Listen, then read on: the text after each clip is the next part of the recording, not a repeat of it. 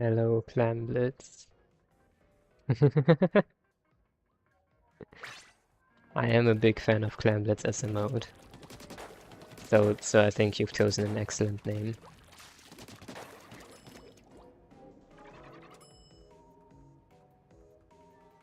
Let's see if the audio is good. I think it's good. It should be good.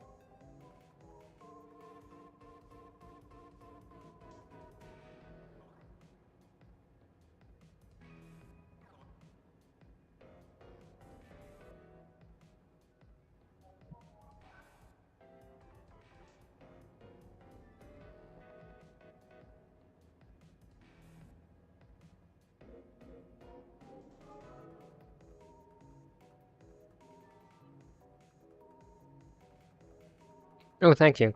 That video took a lot of work, so I'm glad to see that people like it.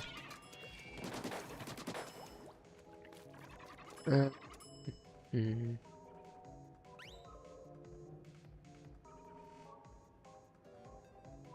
Just give me 1 second to set up everything with the stream.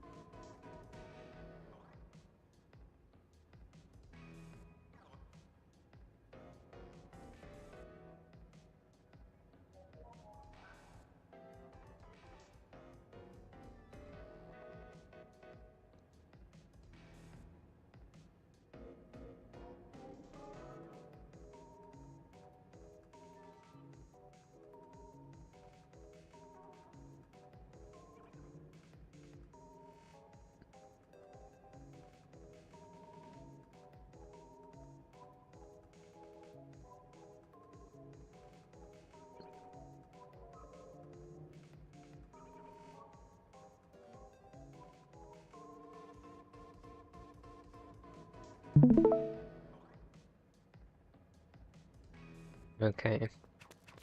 Hopefully the FPS should be fine. But if they drop, then someone scream at me in chat.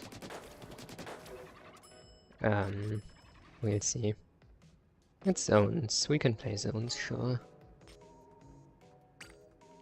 Just gonna chill a bit, and then in 45 minutes we're gonna start a coaching session with Blip Blob. Actually gonna be interesting, because we are not coaching a competitive player today. We are coaching someone who's just playing solo queue. So that's gonna be interesting. I've never done that before. We'll see how it goes.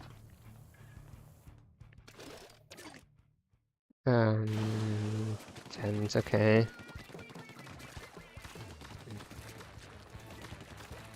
We have an arrow spray, so I'm not gonna need to support much. The 10's on the right, so I'm gonna go left. Unlucky. Should have expected them more.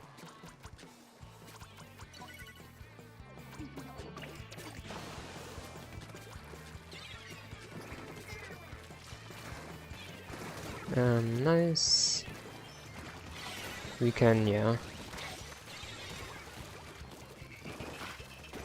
There's a bow there, I need to get out. We are +2 though, so we can go forward. They're kind of trying to hold this, I don't know why.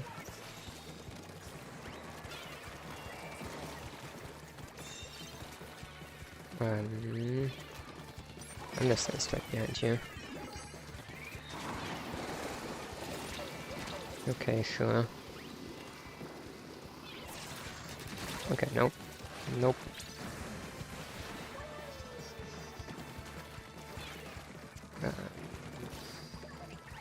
Well, we can stay here. I take this fight slow because I'm a bit low. And I can wait for my team. Well, that's unfortunate. We're still plus, so I'm just gonna fade over.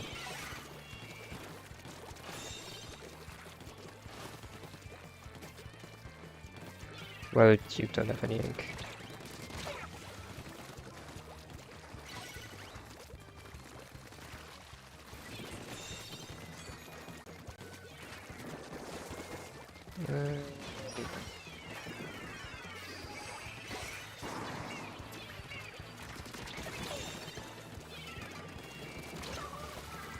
It's good job of them to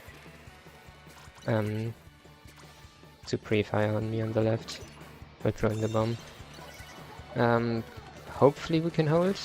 I'm gonna try to hold at least. They have a crab, but it's gonna be rough. And if we can get a pick here, then maybe. Ah. We have Booyah, but I don't think we can hold. Yeah, unfortunate.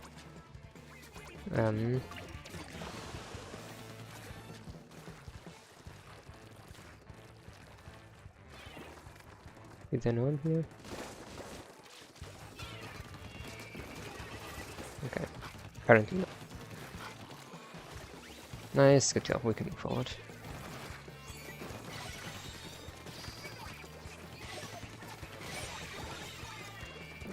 That's unfortunate though.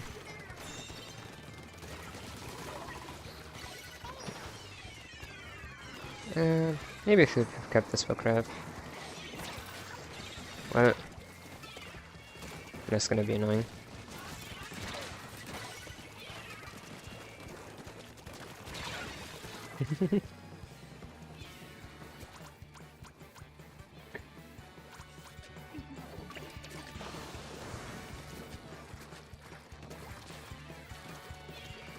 Let's start aggro on the left.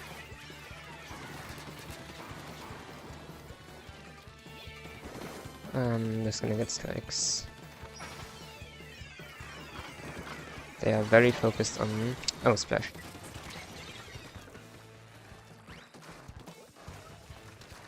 Yeah. They didn't want me on the right. Well, you are not dead. Whoa.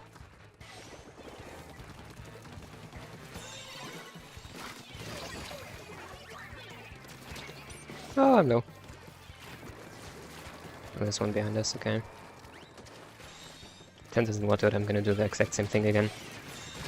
Okay, it did watch out. They were fast, I could have picked them for that again. That's a... Okay.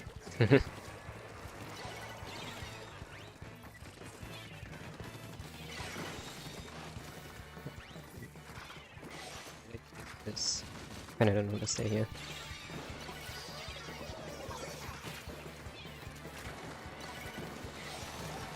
Oh, hi there.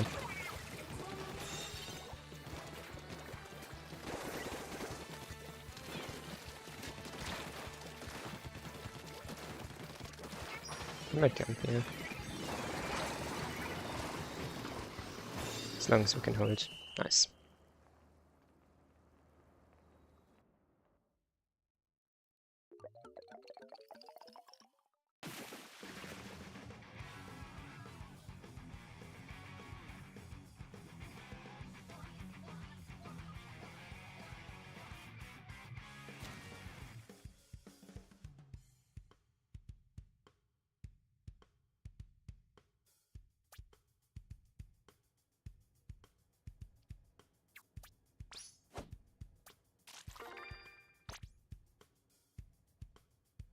I like T-Deck. I haven't played it in a while, just because I've been playing like FIFA and dualies mostly. But it's really fun. I do really like Splat bomb with together with the main weapon.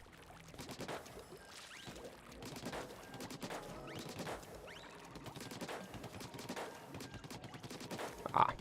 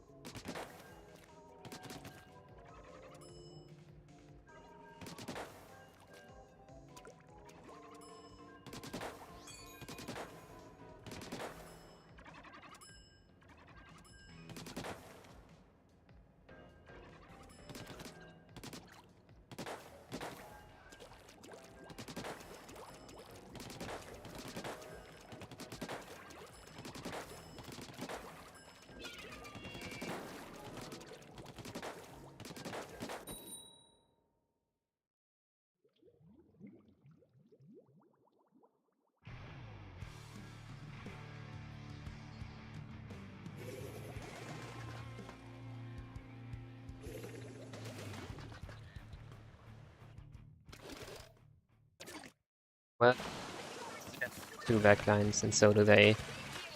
So us two front lines are gonna have to do a lot of work. Do I have time? No, I don't. Yeah, they know. I can try to stay annoying over here. Yeah.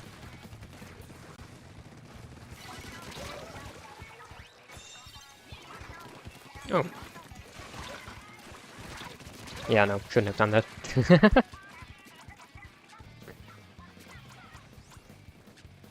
Screen up. That might be nice. I think most people are kind of on the left over here though. Ah, Hydra. Ah. They have jumps. I think we lose zone here. It's really difficult to hold zone on this map, yeah. I'm gonna stall for time. And I'm not sure if they forgot about me. Oh, they didn't. Okay. They shocked. That makes a lot of sense for them. And I should have seen that.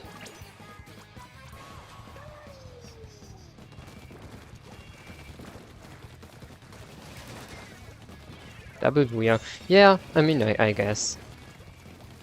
I think it's fine. And we have a salty credit. There's fight going on here. Ah, that's my bad. Yeah,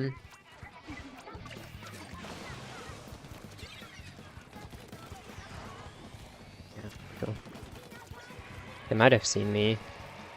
I'm gonna try to take this off angle anyway. Nice, okay. We couldn't go forward of it, unfortunately. So we didn't have the space on the right. We need to get that back fast. Okay, that dropped good. They have strikes though. Might be scary. I'm just gonna strike back soon. There's people on the right still, so I'm gonna play with screen over here. Well, that's a weird.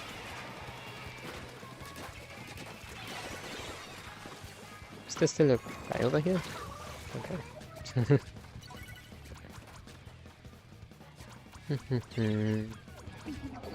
I don't know, I think I need to adjust against the double backline a bit, but I'm not sure if I should play more aggro or like more paint heavy.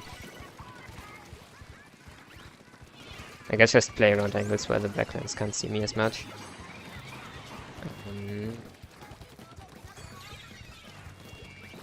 Whoa, we just... okay, nice. Good. I'm gonna strike this. But hopefully we can move forward here. We'll have.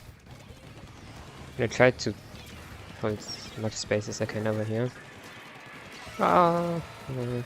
Yeah, then they saw me.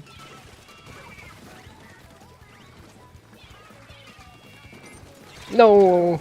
Ink management. That's tragic.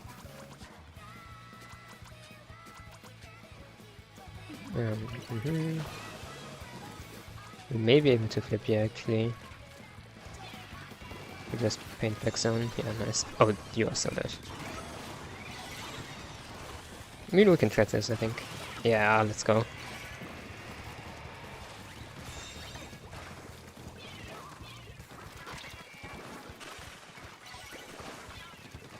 Yeah. We don't have enough manpower to force our way in, I think.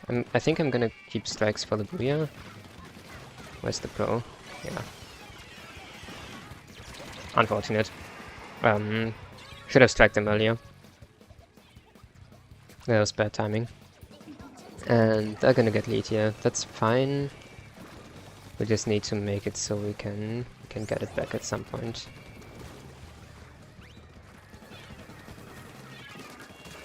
This would be annoying over here. I'm gonna have to jump back. Waiting for the Hydra and then I'm gonna... Yeah, striking them now. So, hopefully this clips, yeah, good, okay. Need to get this guy. Yep. And then we're gonna have to do some... Yeah, that's fine. Just need to not let this guy get strikes. Paint over this. Nice. Nice. We can win here. If we can paint.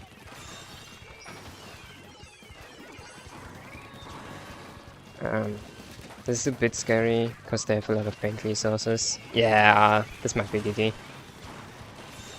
Ooh, painted over, holy shit. I missed that. Ah, no! That's unfortunate. If I won that fight or if I painted over, we would have won. This is a close game though, that was fun.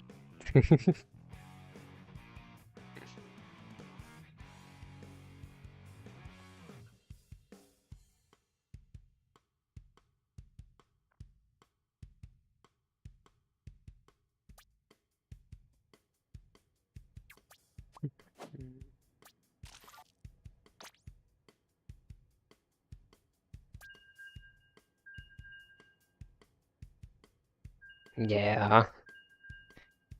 The paint on this map is crazy. 2400 paint bow. With 9 jumps. Yep.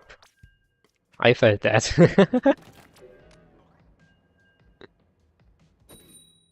I guess we should have played more aggressively. Because then they can't paint over zone as easily.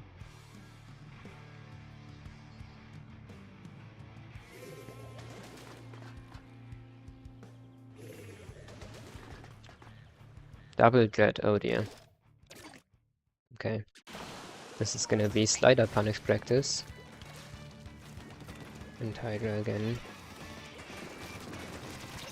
Okay. Wanted to punish the Hydra, not the Hydra, the Dreads for a slower kill time. Didn't work out. This is... yeah. Well, we're gonna need to reset here. They have a lot of sections.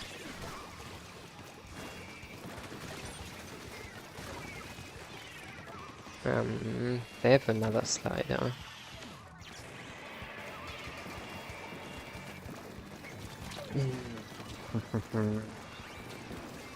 This is rough. I don't wanna... Okay, we have enough strike hits, I'm gonna strike soon. I missed one of my strikes, but I think it's still kept, yeah. Okay. Nice. Nice, good picks.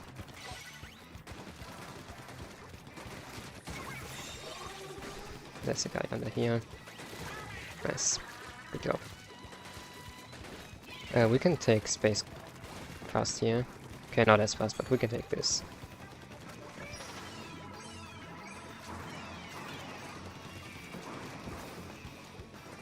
I want to make them use Suka. Yeah, okay, no. Not happening.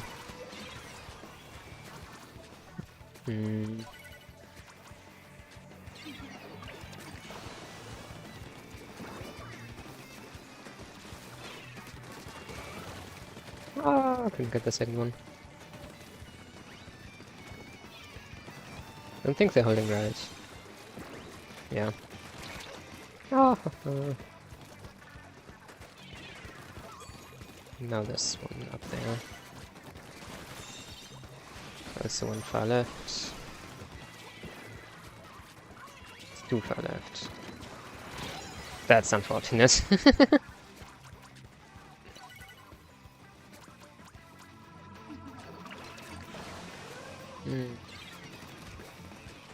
Let's try to hold right side here.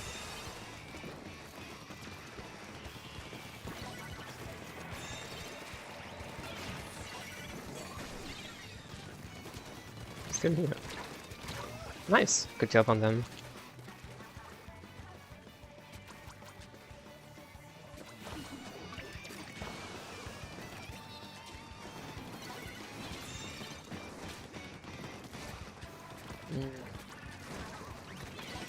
Zuka!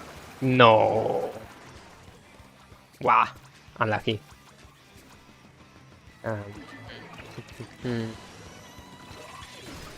Okay. I'm getting smoothed right now. My team is carrying though, what the hell? They're doing very good. Nice.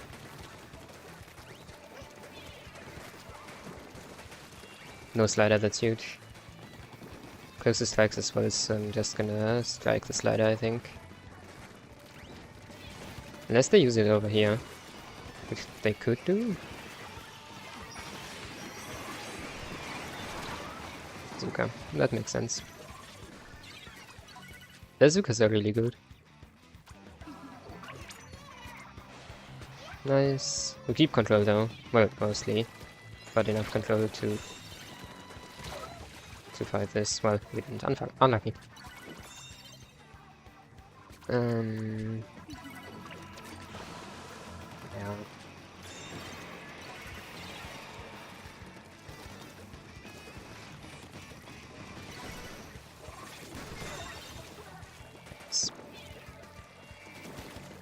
There you go.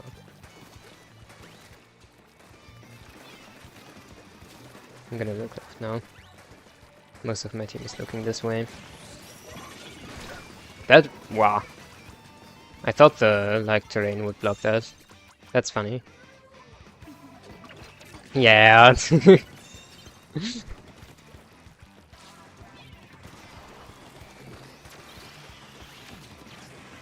Lots of sliders. Ah, I'm back.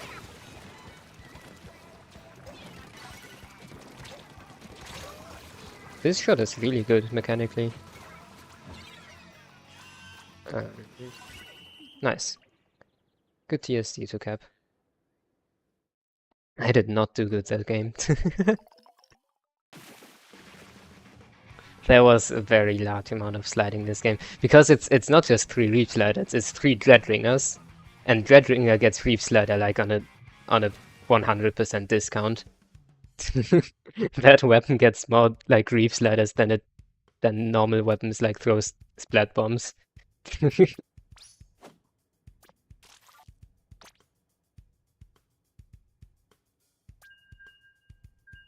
Yeah, that sounds about right in terms of like KD.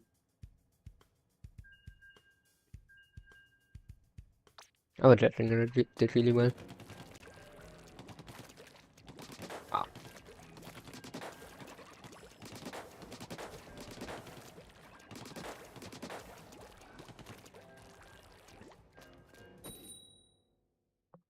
There's a good amount of games today. When will the Reef's Ladder finally end? I don't think Reef's Ladder will ever end.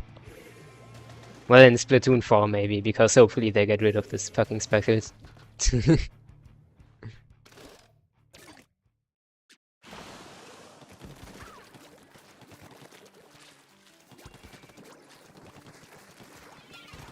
Let's just sort this. Oh no! That was a very poor display of aim. I'm not sure if this jump is worth it.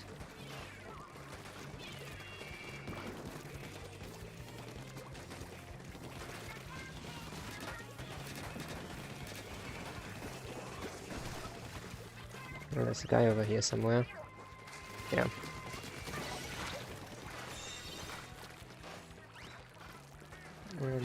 We can push up far probably.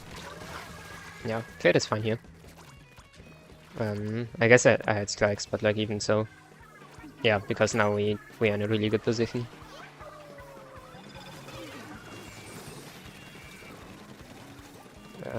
They're gonna want to drop in a second here.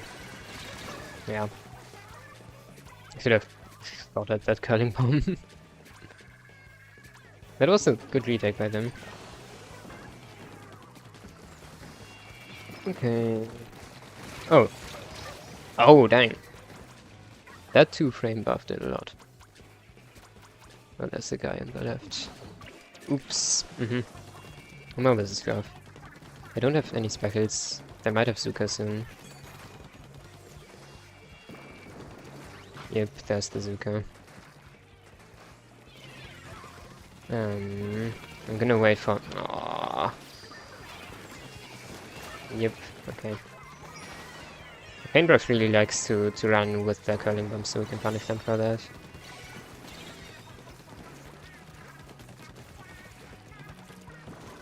Nice, good Zuka. To the paintbrush only dancing with him. Okay, need to respect it more though. I'm not used to paintbrushes killing that fast. Yes, I'm restreaming this to both Twitch and YouTube. You can use the better streaming platform. Oh! Oh! Okay, good line marker.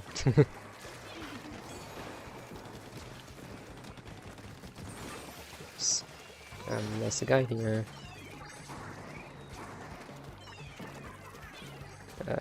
My team can deal with that, yeah.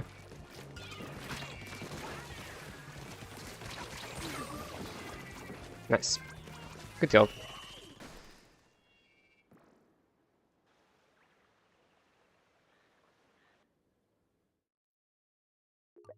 Yeah, last game all of them played relatively passively, especially on lockouts.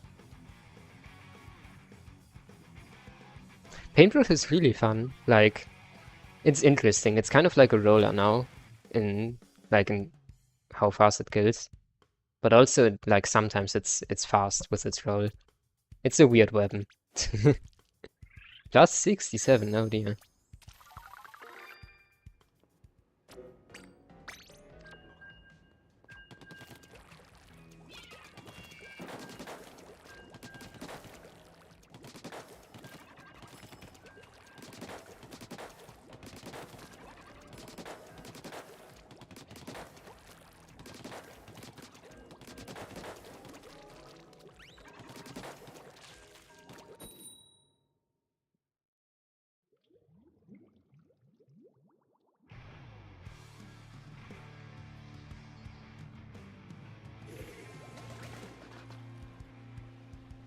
So can we get the good map, please? Not brine water. That's gonna be a fun match. They have more range. We have Dowlers, but like that doesn't count. Are you gonna pop on me? Oh, that's rough. Yeah. That's rough. Okay. They're gonna have a good lockout because they have all specials. Yep, there's the Zuka. They burned like a lot of them really fast though. They still have crab. Where's the crab? They want a crab on right or on top mid? It's just the crab left. Nice. Good job on the teammate finishing that.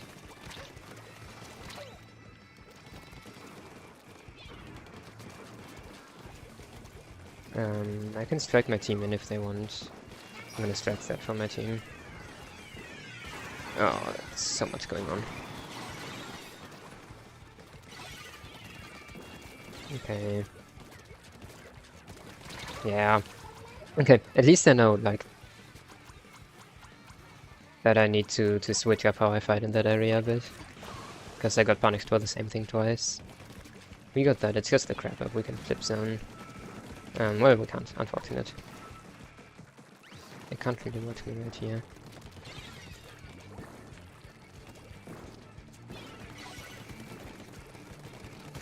I'm gonna... Yeah. It's weird, I'm expecting a bit more like crossfire from my team, but I think it's just that we don't have enough range to really crossfire that much. So maybe I should play... Oh, that's... Zuka. Oh, we're all looking there. That's unfortunate. It's just here, we can probably flip if we play fast. We trade... There's a guy on the left over here. But I really like this flip. Oh. Okay. Can flip with strike still. We aren't using our advantage, it's very good. That should flip. It didn't. Unfortunate.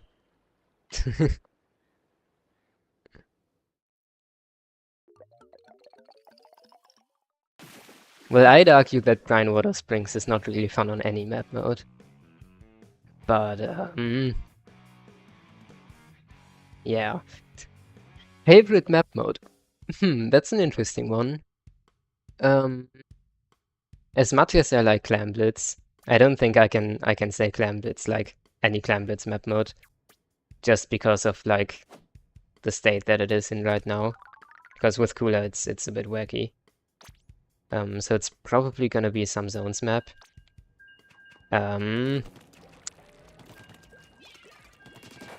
As I'm probably just gonna give the brainwashed comp player answer of of Meko zones. But Meko is just a really good map. Like objectively, it's just so good. Like pretty much everywhere you fight, it feels like you have a lot of options. And even though there's like a bunch of one-way drops, there's like you have really different angles you can drop from base. You can drop on the far right, and you can like go all the way up to far left. Bluefin Clam Blitz. Oh god. Oh god. That's a controversial one.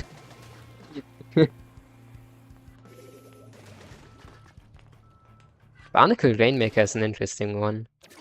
I personally am not a huge fan. Is that guy AFK? He's not moving yet. I'm so dead. Yeah.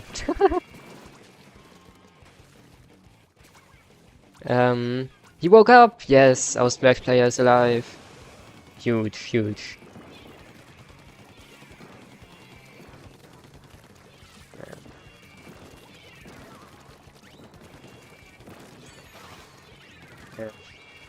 Two strikes. Put them at the same time.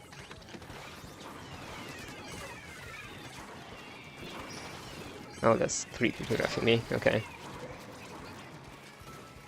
That's unfortunate. I don't know why... Yeah, okay, that's fine. It's solo queue, we can't expect much coordination. Is the splash player dead again? The splash player is dead again. We are back! Oh my goodness. They are going through some things. Because they are like constantly switching between being AFK and back.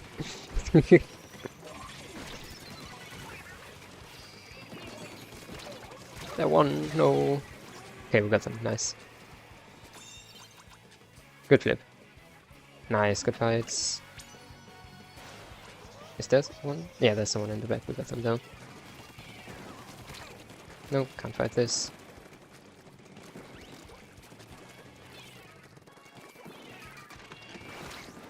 I'm gonna stay here. Don't think they know I'm here. Yeah.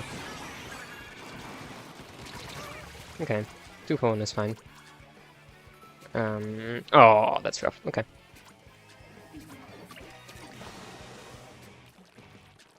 Sheen is fighting for their life. They've bought me a lot of time, so I think I can shark in here without them knowing. Yep, nice. That's the power of sharks. There's one top mid, so I'm just gonna play off angles. I gave up top mid. Oh. What? Okay. This is weird. Oh, my movement is so bad.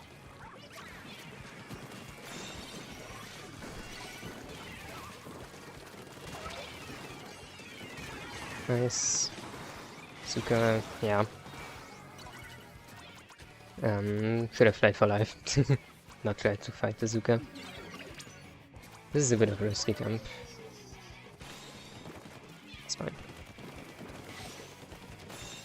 I'm gonna clean up some of the paint. Because we desperately need that. Well, I didn't think we'd use all our speckles. That's fine. We didn't get many picks out of it, so maybe it's not fine. Yeah, that's unlucky.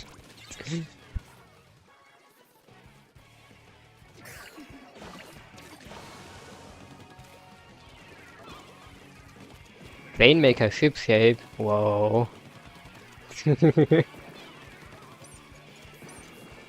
I mean, I guess it is pretty funny. Because you can, like, knock out so fast.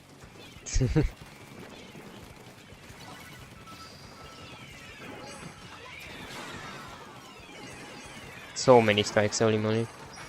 And I'm gonna answer with more strikes. Haha! Okay. I'm jumping a bit too much. And they're doing a good job of calling that out.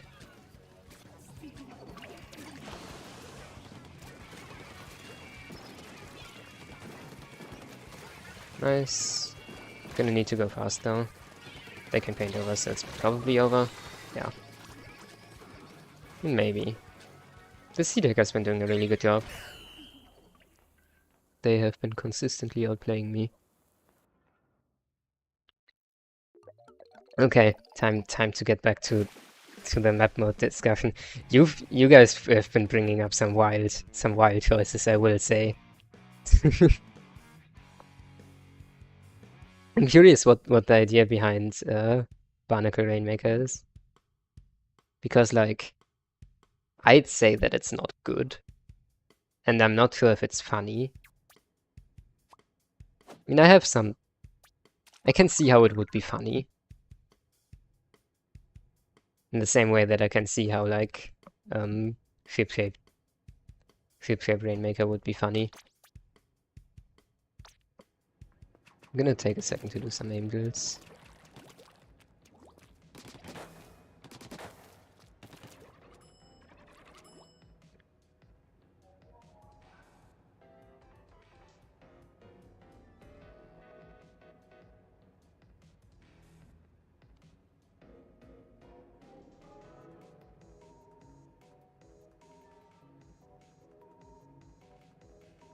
Oh, on the grades, you mean?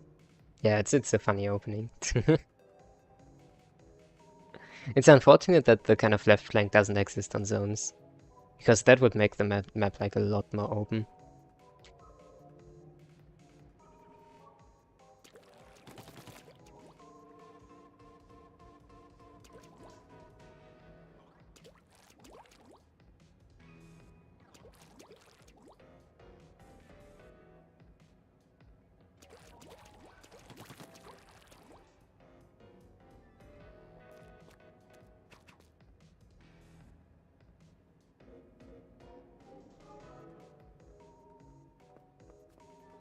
Barnacle zones I can see a lot, especially after the rework that I did the left flank. I'm still not the hugest fan. Like, it's still a good zones map, and like zones is just a good mode in general, so it's like definitely like top 10 or something. But I'm not a huge fan of like the lockout and how annoying it is to get your stack back. Or like snipe. I think some people call it snipe, some people call it stack. It's a bit weird. There isn't clear terminology for that. Yeah. The left flank should really be there on all ship modes. I think in... Is it there in Clan Blitz? I'm not sure. It would be a crime if it wasn't, because Clan Blitz also has the low layout.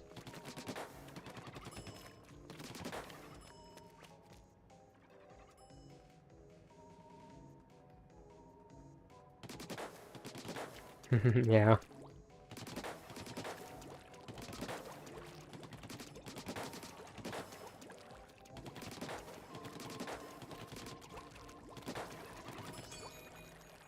I mean, some weapons just also have a difficult time dealing with people who are on those grades.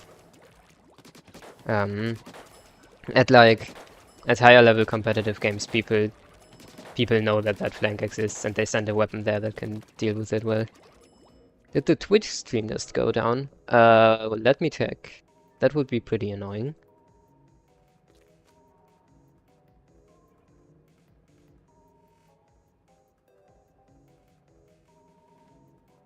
This video is unavailable, excuse me. What? Why are we offline on Twitch? Why is that something that happened? It's back? Huh? Okay, maybe I can... Maybe my bitrate is slightly too high, and because of that, they are... Like, because of that, Twitch is screaming at me. Because Twitch doesn't allow bitrates that are too high. I mean, it should be fine.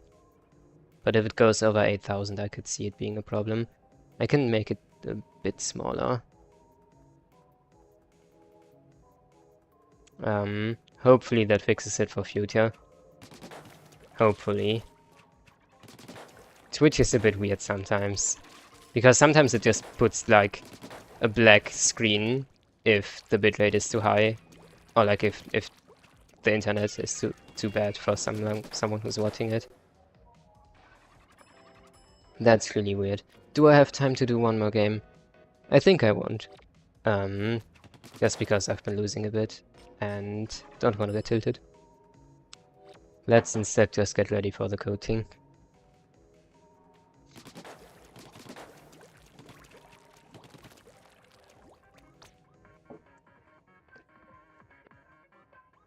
Okay.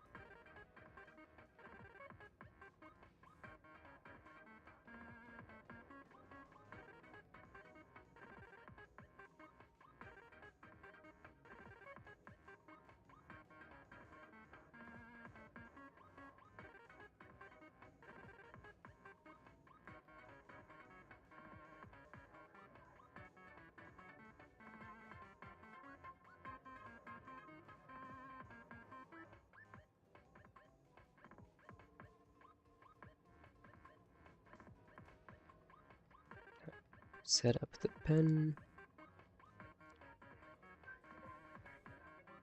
Display 1, no. Display 2, yes, amazing. Smiley face. I can now draw smiley faces. Many smiley faces.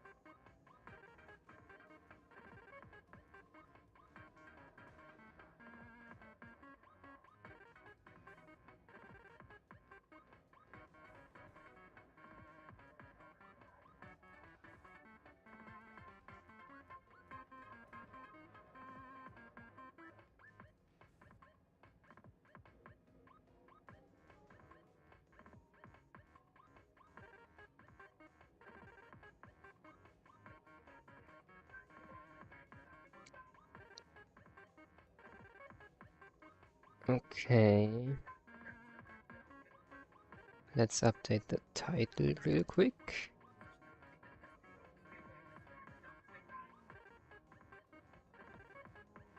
My last used weapons. So I can show you the screen. Competitively, I mainly play like T-Tech dualies and Splash and V-Shot. Why is V-Shot so far back? Where is it? Wait, did I miss it? Where is it? But I haven't played comp in a while. Okay, V-Shot is over here. I haven't played comp in a while, and I've been mostly messing around in the past. But yeah, that's the weapon I kind of play the most.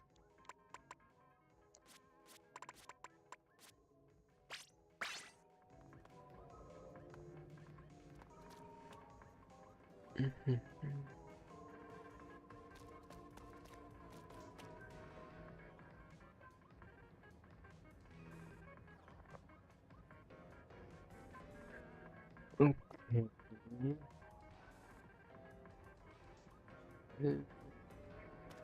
Is it?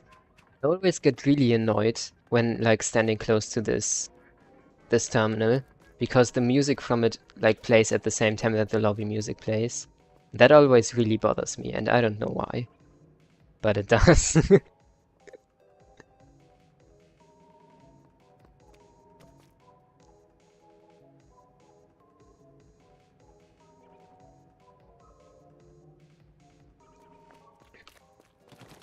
Okay.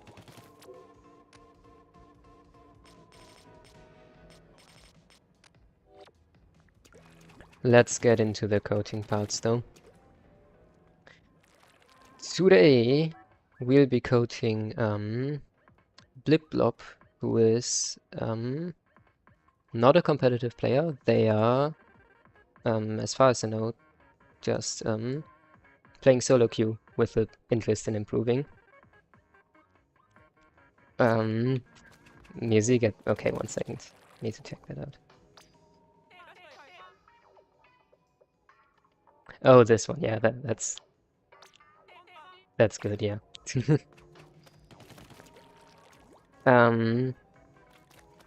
Yeah.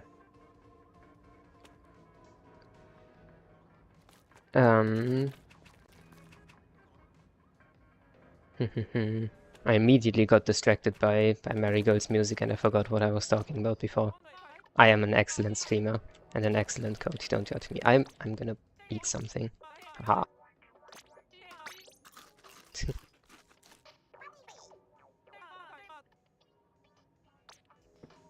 Okay.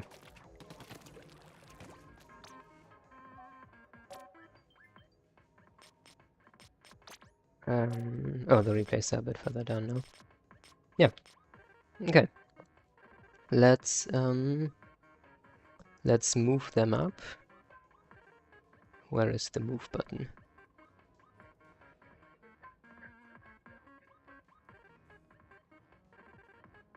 Where is the move button? There is the move button. I'm smart. Hello there. Welcome to stream. How are you doing? Hello. Can you hear me? Does everything? Yep. Is everything working? Sounds great.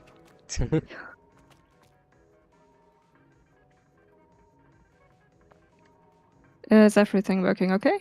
Yep. I'm able to hear you. Stream should be able to hear you as well. Yeah. Hello and good evening. At least it's evening for me. I don't know what time zone you live in. Same. That's kind of also why I was really happy about your coaching streams. That reasonable hour. Okay. Yeah.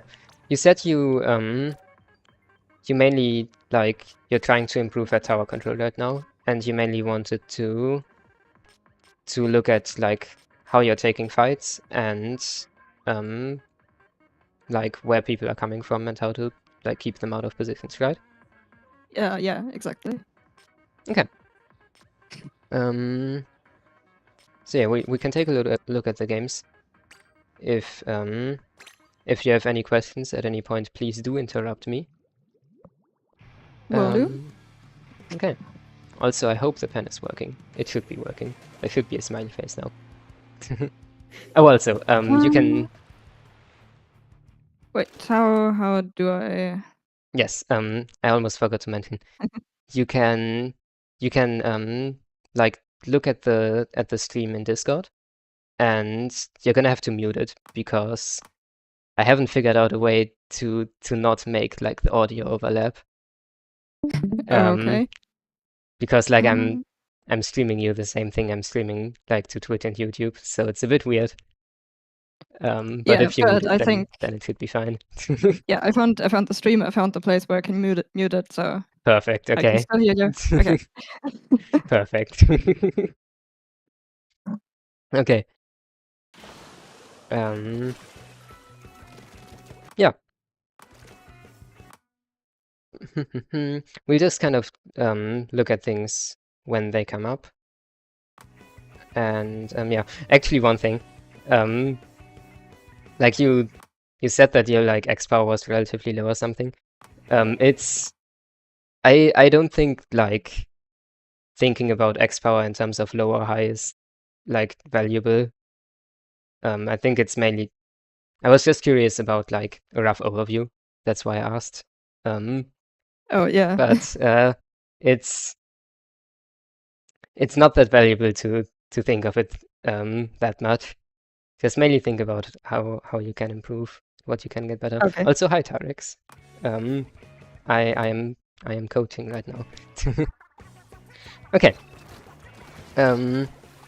Yeah. This opening is fine. Your team gets a lot of picks here. There's a blaster on the left, but they are forced to jump out. I like that you're like throwing splat bombs because you don't really have anything else to do right now. This is a bit more scary. Yeah, there's someone behind you. Okay. Yeah. It would have probably been a good idea to get off the tower a bit earlier there.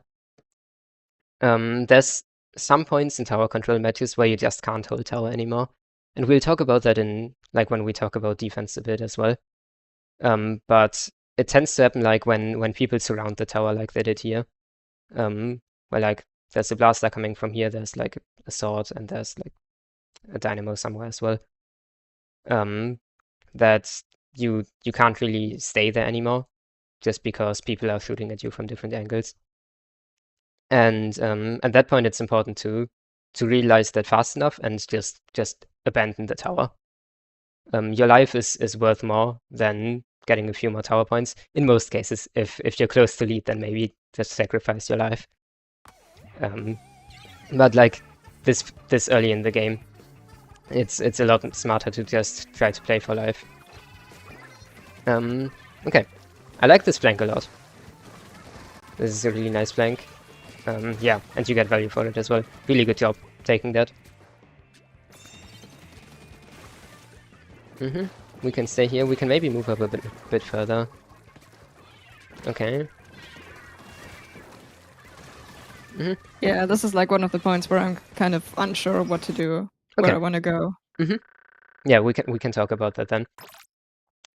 Let's just take a look at this from top-down perspective, because that tends to usually say a lot.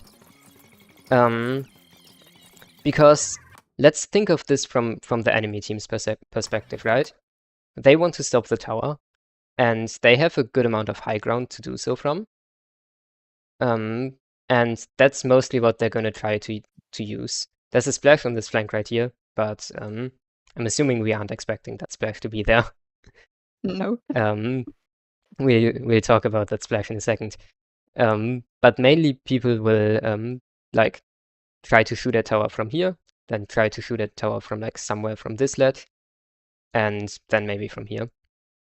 And that's really how to stop tower from moving forward, at least from the enemy team's perspective, is to think, where can I have like a bunch of really strong positions, which like usually in competitive lingo we'd call them strongholds, stronghold positions, where like a bunch of strong positions where we can shoot at tower from different angles, and because of that stop it. And we see right here that the tower isn't really safe anymore, right? Because there's Yeah. players shooting at it from these three different angles. And that's basically what tower control, or like, to be honest, any kind of game mode in this game is about, is to see what areas of control do we have and where do we really need areas of control right now. So in the case of tower, we think that we really kind of need control around the tower,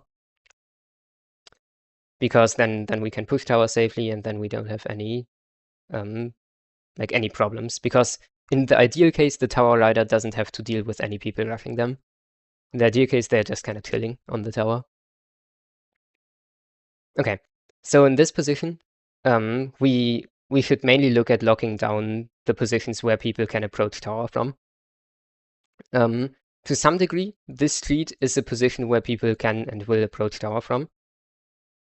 If they like respawn and then take this off angle, or like take this off angle, and that's something to watch. But mostly in the situation where we are right now, where the tower is like in this kind of area, we want to make sure that the enemy team doesn't have much control of this, and if possible also doesn't have much control of this, or at least that we punish them if they go there. So that's kind of the areas we prefer to look at right now. What you could do to do that is, if you have strikes right now, so you could position, well, excluding the splash for now, we'll ignore them. We'll think that they aren't there.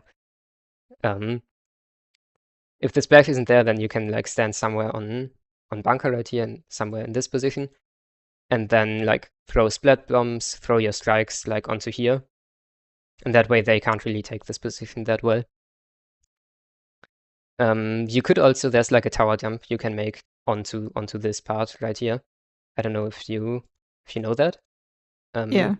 Yeah, you can like make a tower jump over here, and if you can do that safely, which in this case probably not, because the blaster's already there, but if the enemy team doesn't really control this area, then you can do that jump, and that puts you in a really strong position to hold this area.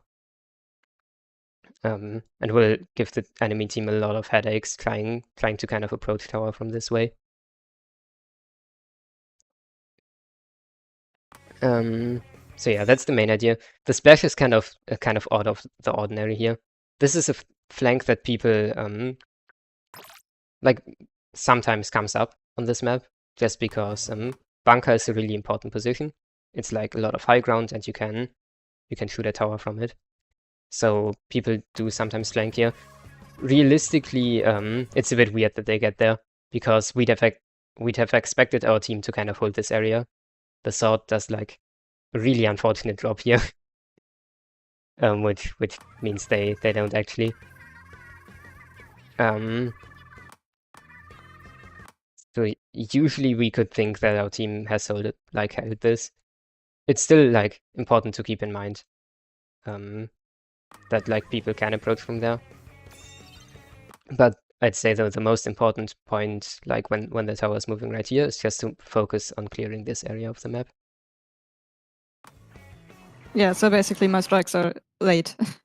They should have been there earlier. Yeah, let's take a look at the strikes real quick.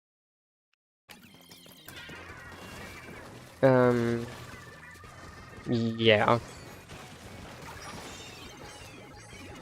Yeah. And also, like it have been better if they were focused like a bit more around here. Yeah. But yeah, pretty much.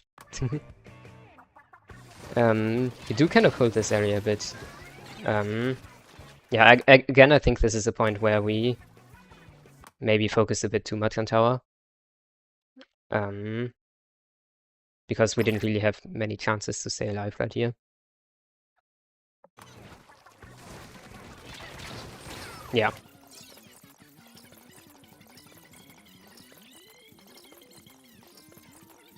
Okay.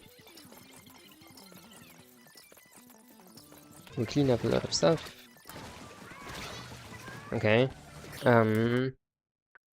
We can talk about taking fights a bit. Because this is kind of an example where I feel like, and correct me if I'm wrong, but I feel like you didn't really have a like idea of where you should fight right now. Yeah, I wasn't really aware where the enemy team was. Yeah. And taking fights, like taking advantageous fights, is something that is really difficult in this game. In the sense that it's difficult to get consistent at. And that's something that like competitive players work a lot on and like do a lot of team exercises on and like kind of try to get better at with their team a lot. Just because it's like really, really important to playing this game well. And there's kind of a few core ideas about taking advantageous fights. And I think that just intuitively a lot of those come up. So let's kind of try to make a list right here. And I'm gonna ask you if you have like a few ideas on what makes a fight advantageous for you. Well, I guess one thing that doesn't come up with my weapon super often, but range advantage would be Yes. like the first thing. Height advantage kind of plays into that. Numbers advantage. Yep. Give me 1 second to is that spelled right? I don't think it's spelled right. I'm just gonna not spell Height? it. Oh, that looks correct. I think that was right. Okay, well, too late now. English is hard. It is, yes. Range, height, what else did you bring up? I already forgot. Numbers advantage. Numbers, So, yes. yeah. Yeah. Range is something that, yeah, with T-Tech doesn't tend to happen a lot. Sometimes you still do. Like really short range weapons, you can still outrange, and sometimes people actually just underestimate how like much range this weapon has. It doesn't have much range, but sometimes people underestimate how far you can shoot with it. So yeah, that's two really big advantages. Range, obviously, because the enemy can't shoot back, and numbers because well, that part is a bit more complicated. I'll get back to it in a second because there's something that's like a bit more underlying than numbers, and we'll see what exactly that is in a second. Okay, there's something like a few more things. One of which is like really, really core to this game specifically, and it's what separates it from other shooters. Do you have an idea of what that could be? Paint. Yes. Paint is a really, really big advantage. And it's something that, for example, in this situation, you didn't have much of. Yeah. Where we kind of like pushed into an area where we couldn't move around much, and because of that, we got chipped by the crab and then punished by the blaster. It really, really, really is a very big advantage, and people underestimate how big of an advantage it is if played correctly. It's kind of always fun to see people underestimate the kind of core gameplay loop of this game of like you put down paint and then you play with this paint. And paint is the most important thing in the painting game. Crazy. But yeah, what paint allows you to do is move around a lot in fights. Because something that's really valuable is to make yourself difficult to hit. If you can like move around in between shots a lot, especially on a fast weapon like T-Tech, and just like move around in your ink and like make them miss their shots because movement in ink is really fast, then that is really, really strong. And that's something that Paint allows you to do. Paint gives you like so much movement options and limits the enemy's movement options. So especially against slower weapons, they can't really do anything if they don't have Paint. And like if you have Paint, you can afford to take the fight a bit slower because you have a big advantage in just being able to move around and like move back and forth a lot faster. And like your teammates may be able to follow up on you faster because there's more paint for them to move around with. And it really, really, really is a huge advantage. Yeah. And that's why like people like pick paint weapons in competitive, and why like having good paint coverage is really important. Okay. Is there anything else we can come up with? Element of surprise, I suppose. Yes. And that is really important because kill times in this game are really fast. In some cases, it's a one shot. With your weapon, it's like half a second or something, maybe a bit more. But it's really fast. Also, the text is getting a bit difficult to read at this point. It's fine. Okay. I can still see. That's good. And so surprise is really strong. Something that like specifically I want to bring up here is sharking. Sharking is just like hiding yourself in your ink and waiting for people to kind of cross by for you to get a like good opportunity to catch them off guard and just splat them really fast. And that is interestingly, also something that paint helps a lot with.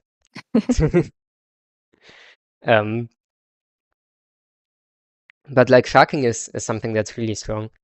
If you saw some of the games I played earlier, like at one point I was able to get into a position on like the left side of the map where they didn't expect me, and like through sharking there, I like got a double pick with a bomb or something. Yeah, so exactly, element of surprise, sharking, stuff like that makes engagements really easy for you. I guess I have two more things I want to bring up, and at that point the list is getting to a large enough point that we can stop. Do you have any other ideas? Not really. I think that's also like the ones that immediately came to mind. That makes sense. Those are like by far the most important ones as well. So something that's really helpful as well is a bit of a smaller one, but having more ink tank than the enemy. Oh, yeah.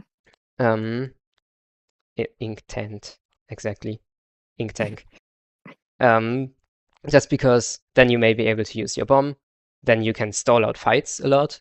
If you know you have more ink tank, you can just like play the fight slow and wait for them to run out of ink.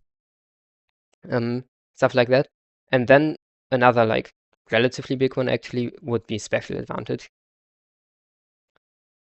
This is one that's a bit more like coordination based, and something that would be a bit more important in competitive play. But it still applies in solo queue a lot. I missed an N. I'm smart. Advantage. Okay. Because if you have specials, it's just a lot more likely to be able to get good advantages and good opportunities going. So that's actually another thing we saw in this engagement right here. The crab tank right here was able to tip you from like pretty much across the map. Yeah. And because they had special advantage, we kind of stumbled into a fight that was really difficult to win. Okay. This one is a bit smaller, we can kind of forget about it. But the other 5 are really important. One thing I wanted to get back on numbers is that if you don't watch out, then numbers advantage doesn't actually mean much. There are a few important steps to numbers advantage actually meaning something. We'll talk about that in a second, because I don't want to I want to get back to the game basically, but we'll keep that in mind for later. Okay. Okay. So yeah, again in this situation, they had special advantage, they had paint advantage, and they also had effectively numbers advantage, which made the fight a bit difficult. I'm spectating the wrong person.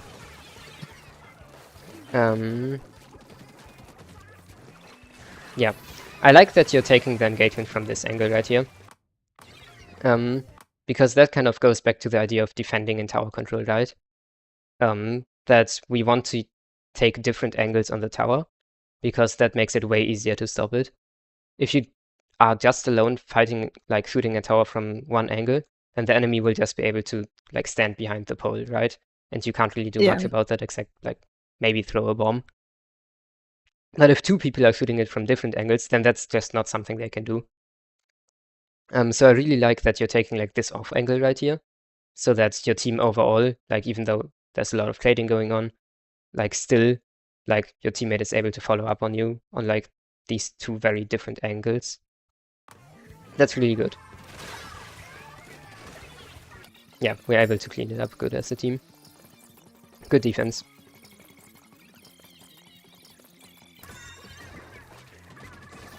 Okay. We have strikes.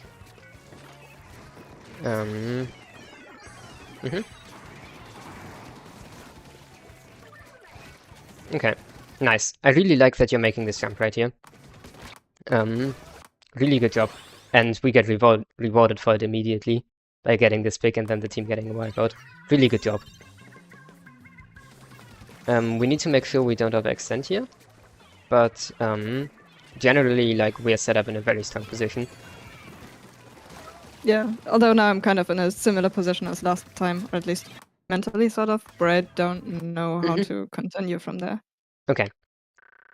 And I think that the general idea was very good, and then it kind of I see where it fell apart, which is basically because the enemy team was able to kind of slip past your team. In specific, like one person got here, and then one person kind of was able to get behind. I think it was the splash. Yeah, the splash again taking a huge off angle. So that was kind of unfortunate in terms of team positioning overall.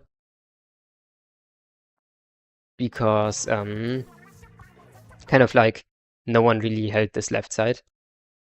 And because of that, they were able to slip through. Yeah, that's a bit unfortunate. The general idea of like staying right here is not a bad idea. I like that you're sharking here, because that gives you a huge advantage over like the element of surprise and enemies not really knowing how far they can go before they're gonna get punished for it. I guess it would have been better if we went somewhere on the left right here. Yeah. This is very weird because it realistically only takes one person on the team to be there to hold that angle. And it could have been any one of your teammates as well. And that's like the weird part of solo queue, is that you don't really have coordination to talk about who wants to go where. And that tends to lead to like things like this happening, where the team doesn't hold one angle and then people are able to go through that. So to some degree, sometimes you just have to kind of do it yourself. Sometimes you can like look at your map and see where teammates are because of that, and then think like, where, like what areas do we need to hold still?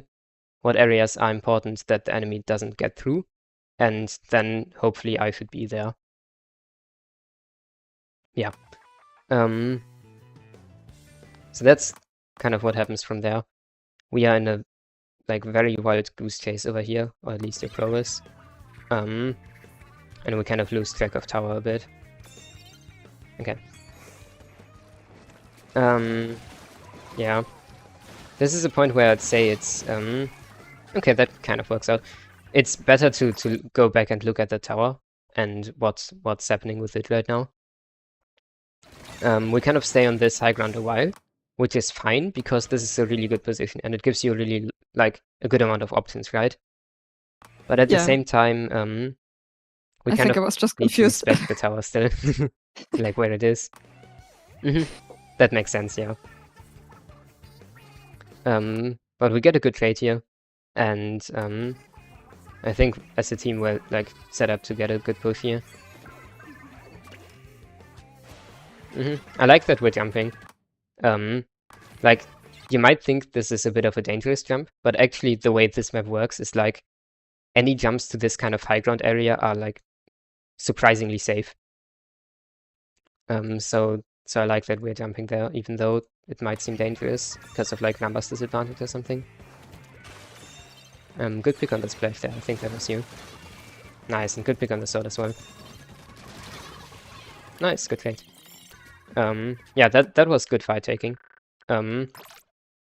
Because the enemy didn't really, like, they were very scared and very focused on like looking at tower. And because of that, you being like in a bit of a weirder position where they wouldn't expect it, makes that like really dangerous for them. So like you punish the sword here because they're focused on tower and they don't know you're down here. And then you trade the dynamo as well. So good job there.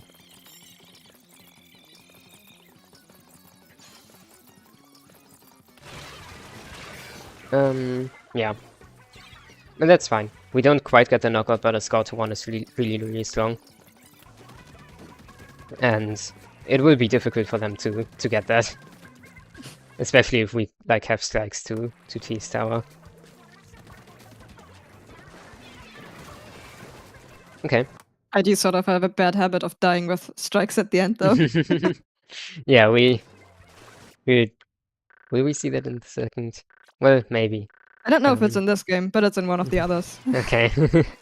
if we get to that, but yeah. This is a bit of a weird situation.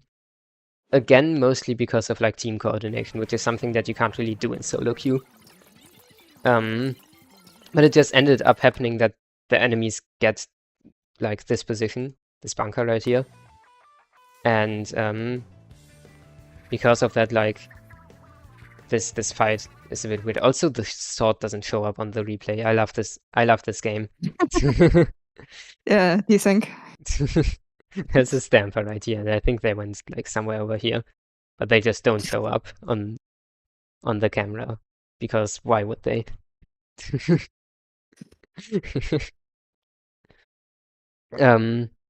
yeah, it's again like not having held this area, and I'm not sure if that was your job.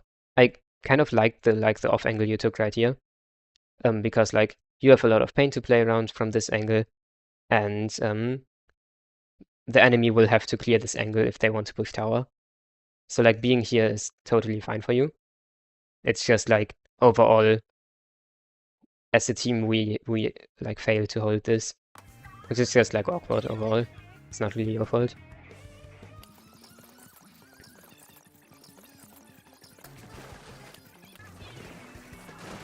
Okay.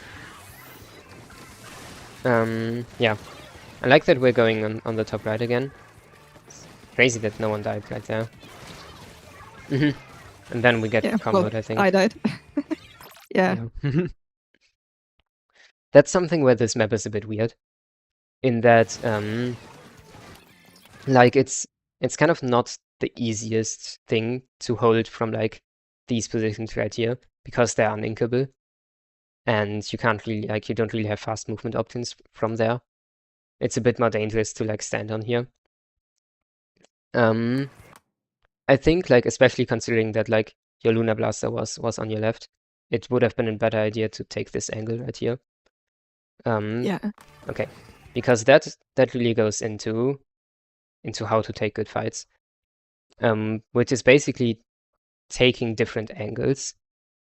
If you know that, like, your teammate will come from here and has an angle on the enemy team from here, then optimally you should aim to take a different angle than them.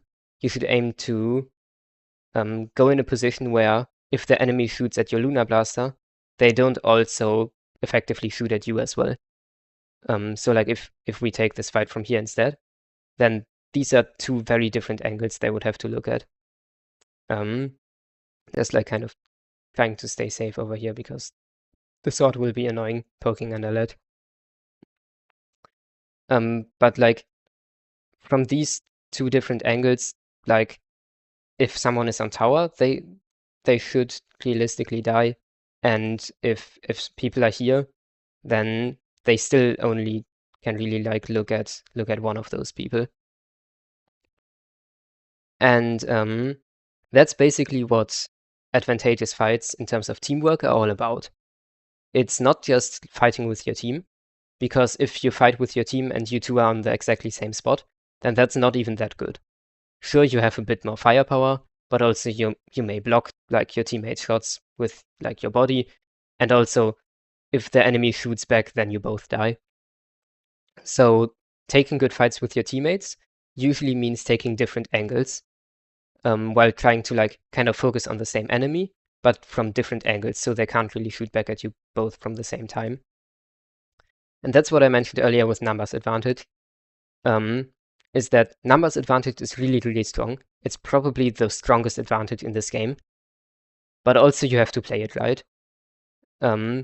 If you have more numbers than the enemy, you can't just like brainlessly run into the enemy base, because the enemies will probably still punish you for that. They like maybe they're sharking, maybe they're just pre-firing you. That's not something you can do. And you also can't just like stay on your teammates' toes all the time. You'll have to like basically try to find positions where you and your teammates are kind of looking at the same area but from different angles. So in defense positions, that usually means like taking different high ground angles, like taking different angles on these kind of high grounds that we talked about earlier, especially this right here. Maybe someone going through street, maybe someone even trying to go through bunker. And on defense, that will, like, especially in tower control, that's really, really important, because you know where the tower will go. There's like a set path that it goes, and because of that, you can coordinate where the enemy team wants to push and where they are going to be relatively well.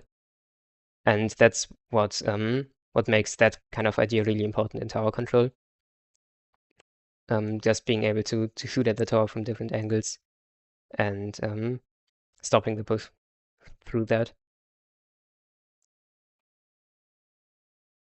Okay. So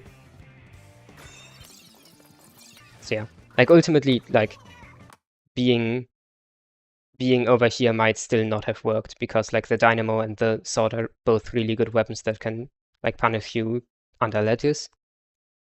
So it might have still been dangerous, but it would have been at least a little safer.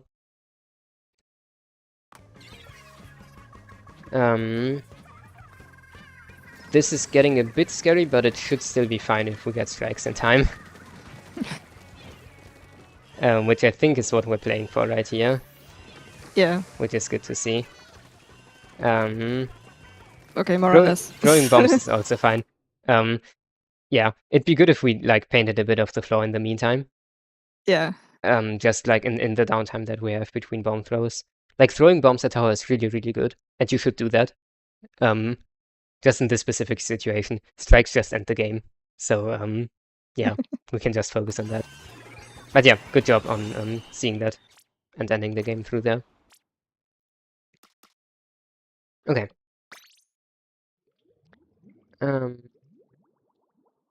Do you have like any questions so far? No. Okay. Nothing so far. Huge. Then let's take a look at Umami tower control. Also hi Marcelo. Just 1 second. You can't join right now, but if you fill out the form that's like in the description, then you can look at potentially like getting on this like in a few weeks. Okay. Let's get to your PV actually.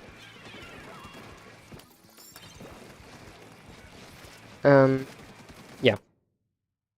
Let's kind of think about advantageous fights real quick again. And just real quick as an example, why is this a really, really like advantageous fight for you? So kind of going off the list you had last time. Yeah, so they're surrounded by paint. Yep. There we have two different people shooting at them from two different angles. Yep. I think if it's the double, technically I also have range. Yep. Not the dualies. I don't know what those ones. Sorry, don't remember names. But yeah, I think I have range over them. What else? Ink, maybe. Maybe, yeah.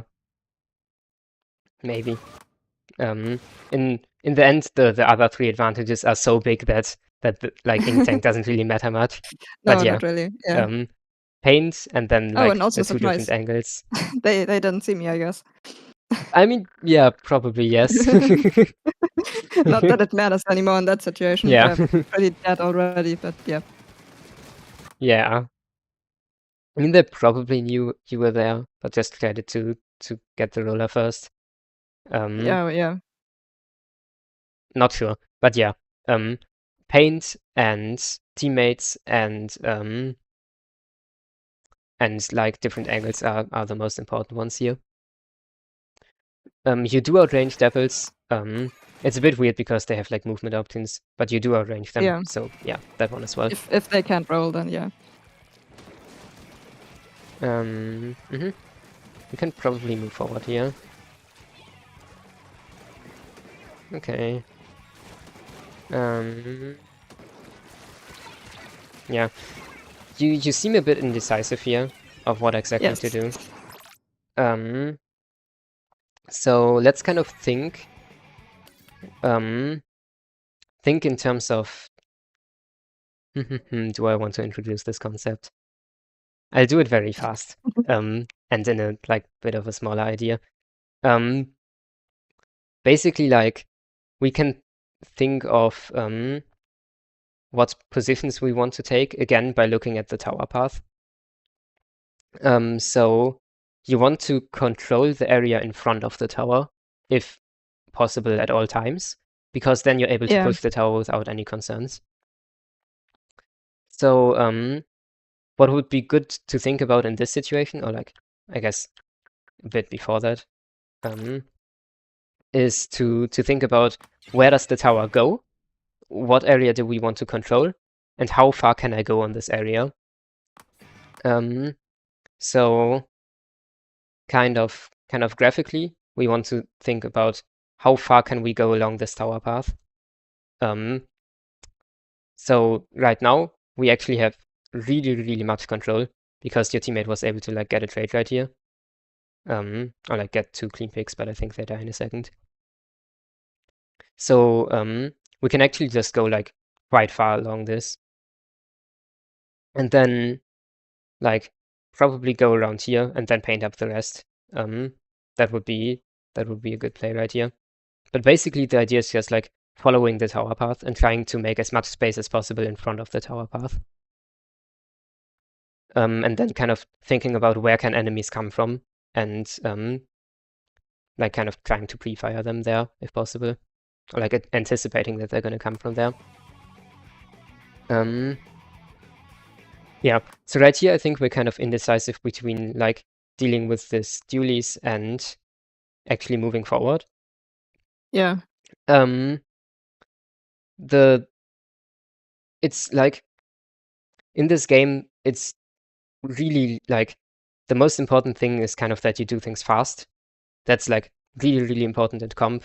In solo queue, it's not, I guess, not quite as important, but it's still strong to do things fast. So indecisiveness actually like kind of hurts people a lot. So kind of committing to either would have been okay. I think going forward would have been the better idea, because realistically your team can deal with this dualies alone. You have a charger that can snipe it, which is actually what happens, and you have a roller that can like shark it out relatively safely as well. Yeah, but that's like a bit more difficult to see. Basically, like just deciding on one thing is usually a good idea. Just thinking like I have like those 2 options right now. I can either go forward or like go fight those dualies, and I'm just gonna decide to do one, even if in hindsight it's maybe not the best idea. As long as you do it fast, it will probably work. Okay.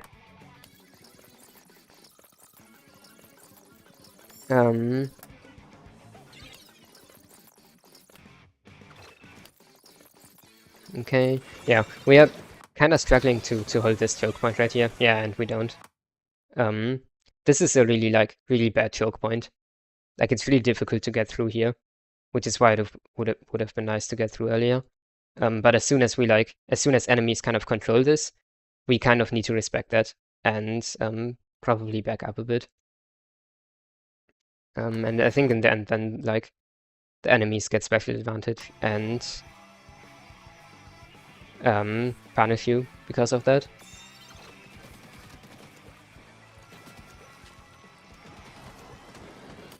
Okay.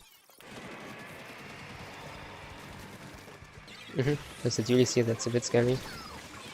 Nice. That's a good punish. We still died to the torpedo, but good job on like avoiding the reef slider, at least most of it, and then like punishing them for doing it.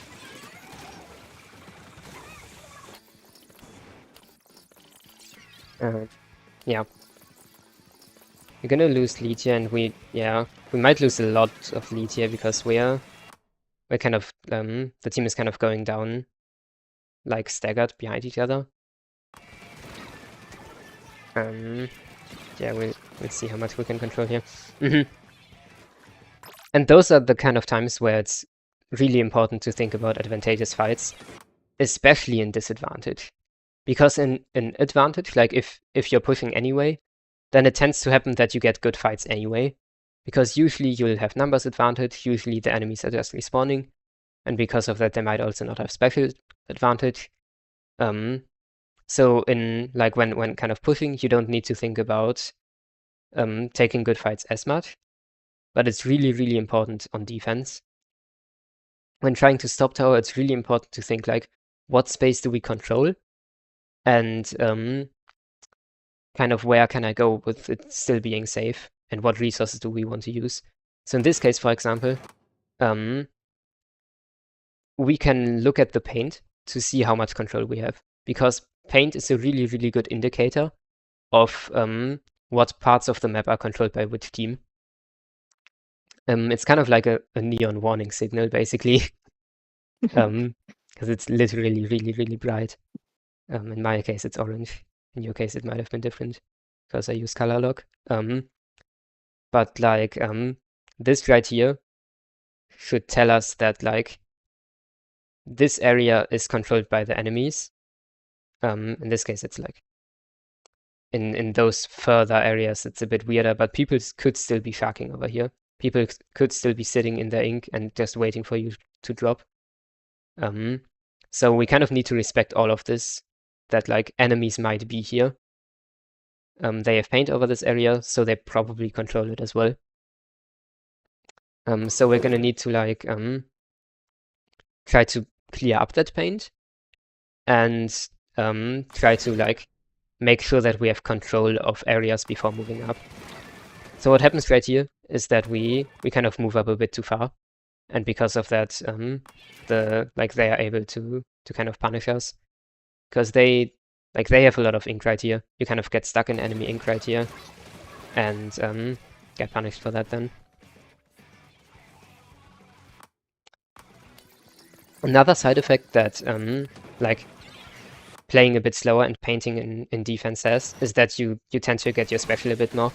And as soon as you have your special, that's a really good advantage to kind of get control back. Okay. Good job on like stopping it though. On punishing the people that were on tower and like the jump that came after. That's really good. You and your team like do a really good job of like kind of clearing this. Yeah, they have a good push, but like probably something we can still get back from. Because like this map is a bit weird, and if you push far, then you can do that really well. Nice. That I don't think you like consciously took that fight. I think the Dapple just kind of ran into you, and you responded. Yeah. But it's still like pretty much just a good fight, because you have more ink and you outrange them. Which is kind of a mistake on their part, but yeah. Someone on... Okay. Yeah. Okay, we're clear behind tower. I like that you take this position right here. It's a bit awkward because right as you try to take it, someone, like, there's someone on the top left here, the pro, and then they drop and kind of go behind the tower, which is really weird. Oh, I didn't expect that to happen. I didn't even see them. Yeah. Which is fair, because, like, you'd expect them to try to just hold this area and not, like, do a weird drop behind. But yeah, even though, like, even still, trying to hold this position is really good for your team. Just because it's, like, it's high ground, it's really difficult for the enemies to approach. And you can just kind of, like, wait for your team, give your team jumps to get back into this area. Yeah, because, like, see how, like, the jumps that your teams get, that your team gets are really safe. They would have been safer if they were actually on dome, but right here is still safe. The Devils gets a flank in, which is unfortunate. Okay, let's look at that again. I think it's just, like, the enemies are coming from too many different angles for us to watch it. Yeah, okay. I don't think we expected them to come from top left, which is fair. No. That's kind of just something I think that mostly comes over time. Is, like, a better idea of where enemies want to play from. Because, Yeah. like, as you play the maps more and try out more defensive positions, then your enemies do so as well. And you can kind of apply your knowledge of defensive positions for both yourself and your enemies. So if you, like, over time figure out that, like, this is a really nice defensive position, then, like, that applies to enemies as well. Or, like, if you notice your enemies take this a lot, then you can think, like, I could do that as well. Yeah. So back in that situation, when my team was jumping in, Mm-hmm. it would have probably been better to, like, back up a bit so they can't rush us down like that. Yep, Okay. exactly. Wait, let me go back there, because what backing up does is basically it minimizes, like, the amount of angles they have on you, because, like, right here you have a, like, flank coming in from here, you have a charger looking at you from here, and then you have those two people flanking. If instead, like, your team was mostly set up on this high ground right here and, like, held this maybe, then those angles would look like a lot more manageable, right? Because now, instead of, like, being from, like, 270 degrees, it's more so, like, I don't know, not even 90 degrees pretty much, that you have to worry about enemies from. I guess this flank is still here, but, like, Yeah. it's a lot less and Although it's a lot more manageable. that's kind of specific to this game, but, like, there was a charger, I think, watching from their base. So if I went on high ground, I would have just been wide open. Yeah. Yeah. So I That's would have had to back up, like, even further. yeah. Yeah, but it's still better than just dying, I guess. So. Yeah, pretty much. And I'm not sure if the charger can actually, like, reach all the way back here Oh, really? I from thought they could. here. Maybe they can, I'm not sure. But it feels like Huh. it's kind of stretching its range a bit. Okay. Yeah. I mean, I can just test that later on. Yeah, we can get into PB in a second if you want. But yeah, it feels like, especially if you kind of, like, are in the lower regions here where you have, like, a bit of cover from the curvature of this position, then it Yeah. feels relatively safe. But maybe I'm just underestimating Elite's range right here. Yeah, okay.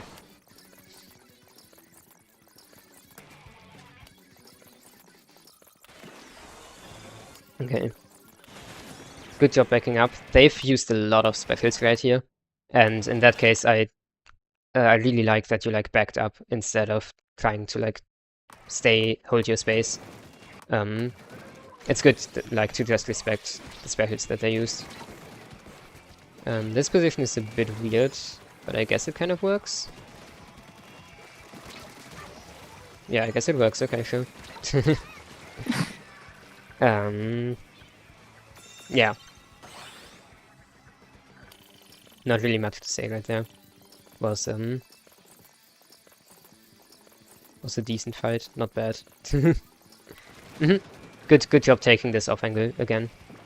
I really like the kind of like smaller or like quote unquote flanks you're taking. Yeah. Or like off I know this angles one should from be the zones. correct way. Yeah, for sure. Yeah. So yeah, I play a lot more zones than tower control. That's kind of why I'm trying to improve on this mode now. Yeah, that makes a lot of sense. I get that a lot. It's a person right here, but good job on punishing them.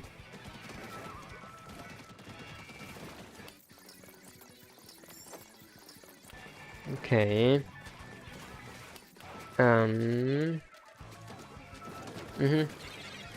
Sure. It's kind of a weird situation because again, like there's enemies like on this kind of part of the map, and now they're on top mid.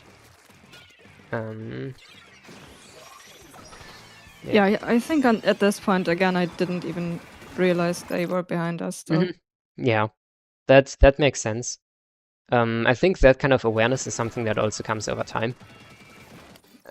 Just like realizing like where enemies are a bit more, keeping track of that a bit more. Because like you can see the kind of like shots flying from the camera Yeah. from here.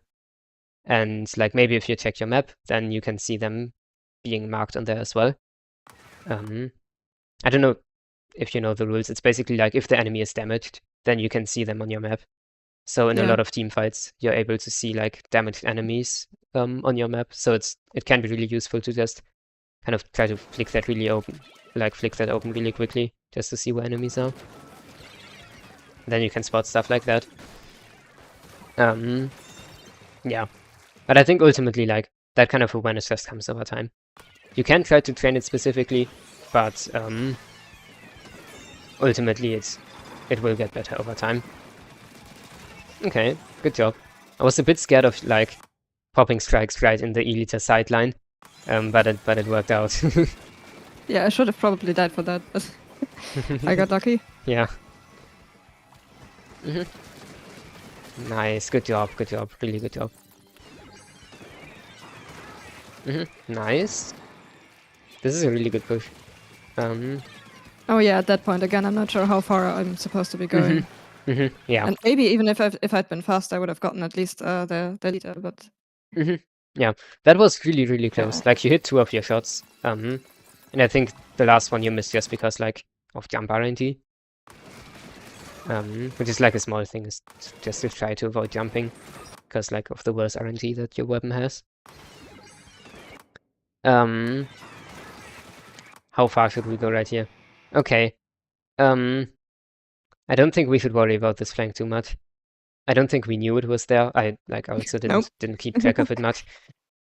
To be fair, to some degree we could know because they've taken this flank literally every defense. But also like your team like should kind of have watched it. So I don't disagree with the idea of just going forward right here. And if we were, yeah, I think it's just like a kind of small mechanical thing right here that we end up not getting a trade. Or like not getting more. And I think the general decision of like going forward here was fine. It's a bit scary, but like ultimately I think it's the right decision. Yeah, like you were really close to trading the Elita right here. With a bit faster movement we might have gotten like the paintbrush as well. So like ultimately I think the play was like the correct idea basically. Correct is a bit weird to say, because, like, there are no correct ideas, but it was a good idea. Yeah. Unfortunate that, like, your team goes down to the flank behind you. But, I don't think it was necessarily your job to watch that right here. Okay.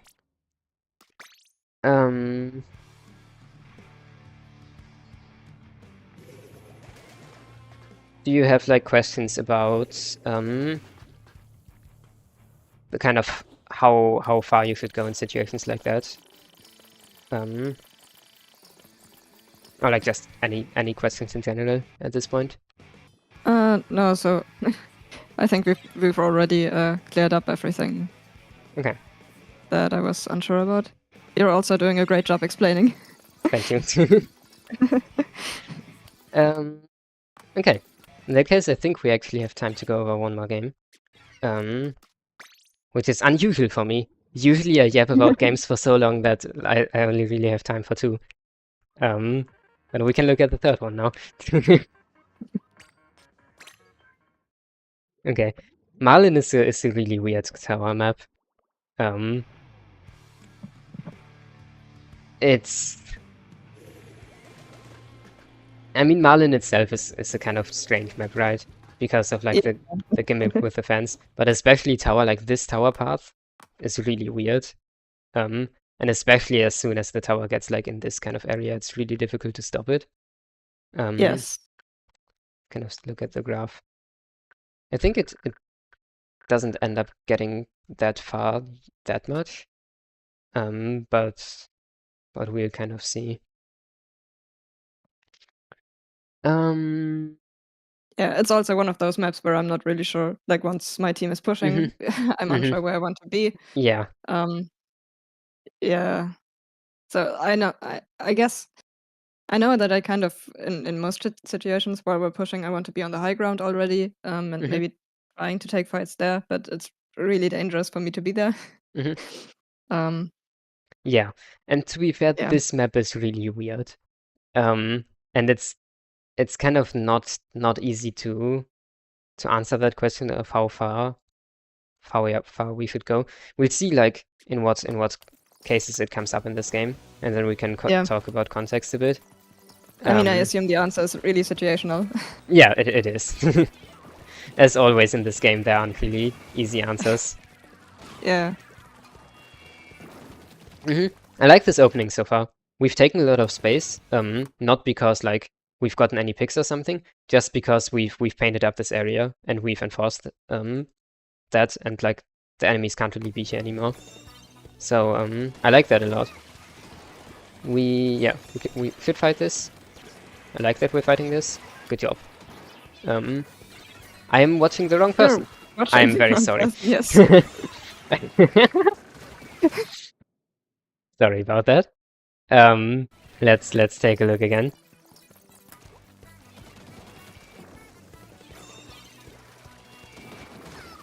Unfortunate. I think we just didn't see this action, that's fine.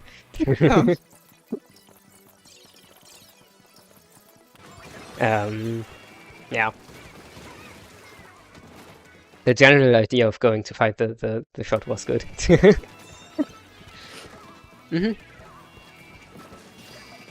Okay. Nice. Nice. Good job. They have Booyah. We barely survived that. Okay. I was a bit scared there. Okay. So far, like, relatively solid. I like this fight right here. And I feel like I probably would have had a better chance here if I didn't try to stand on tower the whole time. Yes. Specifically, like, at the point after the Booyah Bomb, where we don't really know where, like, the enemies are anymore. Yeah. Because, like, right here, there's a huge smoke screen in front of us, so we don't really know what the enemies are doing behind it. And so we don't, like, see the enemy drop here and, like, get behind tower. And that's something I think we should just kind of respect, that, like, maybe there's an enemy there. And we don't really know because of the Booyah Bomb. So I agree that, like, we shouldn't have gone to tower there. It would have been better to just, like, try to clean up this area, maybe, like, take an angle like this, where it's a bit safer. Just because you aren't on the tower, which is, like, the object that everyone will be looking at. And instead, like, taking an angle where you're still able to shoot at the tower and, like, at enemies that are kind of, like, around this area, but you aren't, like, in the sideline of, like, everyone. Yeah. And then we could have popped strikes from a safer position as well. Yeah. Because, like, over here, or, like, if you put the fan back somewhere over here, it's a lot safer than on tower. Oh, also in that situation, so let's assume that I wasn't standing on tower and would have survived that. I would have thrown the strikes like on the high ground, and I don't even know if that would have helped in that situation. Like, was the tower already far enough ahead that would have made sense? Like, I would have thrown it like forward, I mean, you can see where my first strike goes. Yeah. I don't think like this is really that necessary right now, but like strikes around like right here, or like this kind of general area, maybe even on tower if you know people dropped, or just like any kind of this high ground area if people dropped, then like over here would be like really impactful, because it kind of splits the enemy team in half, in that like this try will probably like try to move forward, like in front of the strikes. Maybe they'll back up, and in that case, you've just like bought yourself a lot of time. But if they move forward, then they're kind of alone, because the strike just went off behind them. They don't really have paint behind them, so they can't really move back. And then, like you can punish them relatively easily, because they're hopefully kind of stuck in your ink. And like the other parts of the team, like the shot probably will just like stay on high ground and just kind of wait out the strikes, but they can't really help in the fight that the try would be taking, because the strikes are going off in front of them. They don't really see what's going on. They can't throw bombs through it, and like they can't really paint through it as well. So it just kind of makes this fight a bit easier for you. Yeah. Also, I guess it makes sense to use the strikes in a way so my teammates can get on the high ground. Yep, exactly. That would help with that as well. I mean, most of your team is dead at this point. But yeah. yeah. I mean, in a different situation. Yep, for sure, exactly. Okay.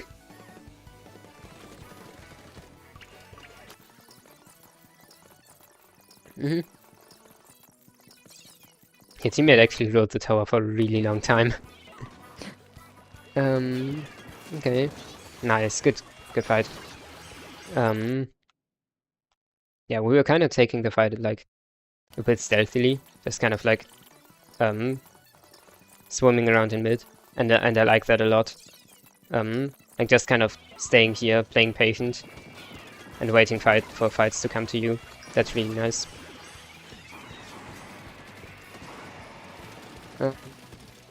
Yeah, okay. Nice. This is really good if you get this. Unfortunate. Did they squid back you? Wait, did I see that right? They did. I think they actually clipped me later on.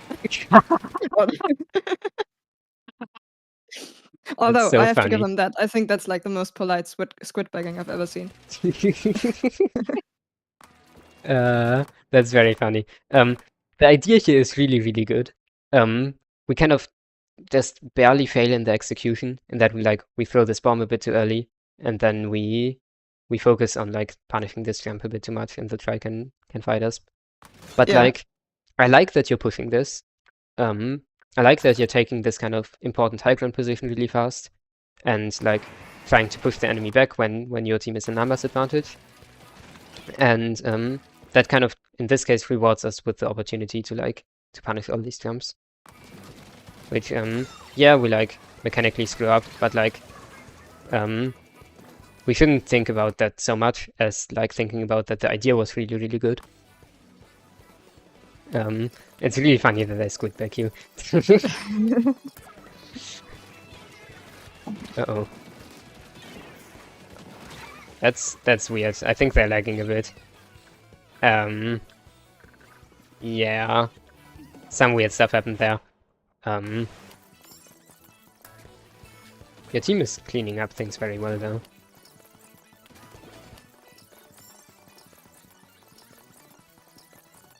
Okay, nice. Sure,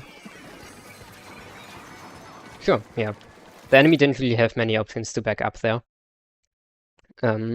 So like it's the same weapon, so it has the same range. So it's pretty much just an advantageous fight.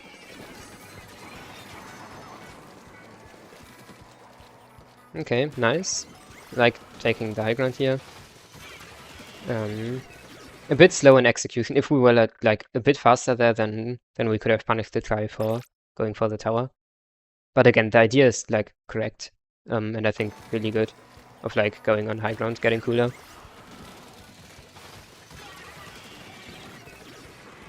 And I don't hate this as well.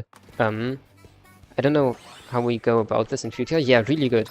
Like kind of the strikes go out in front and your teammate is in front as well.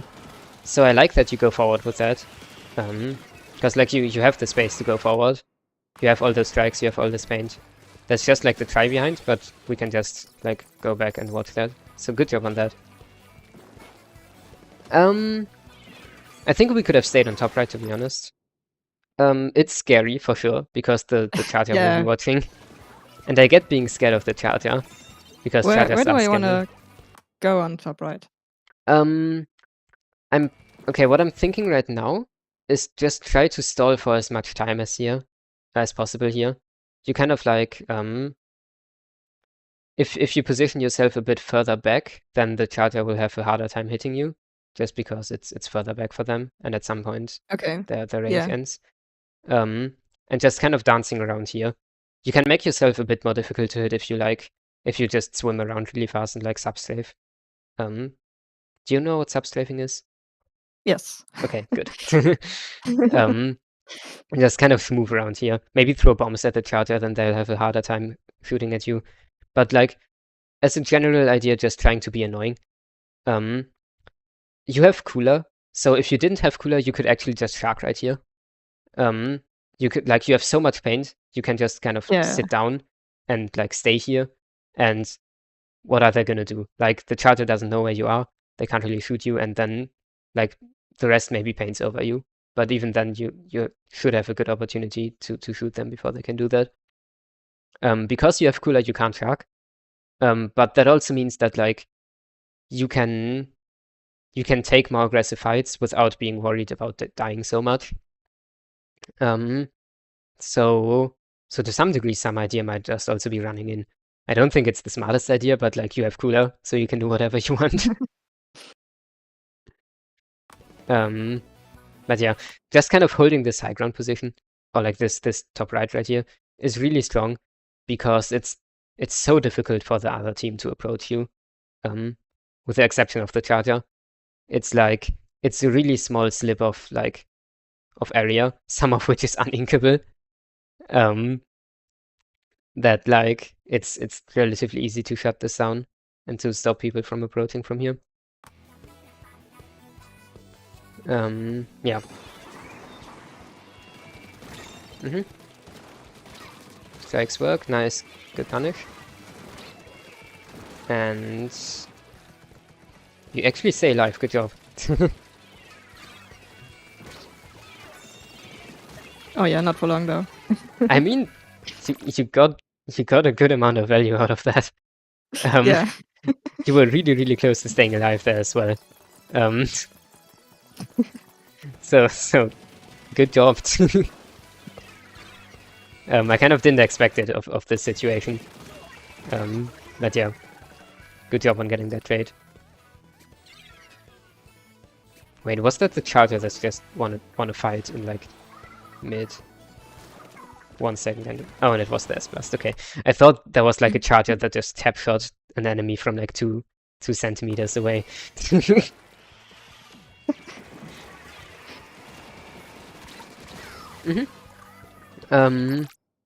is a trade, but that's fine.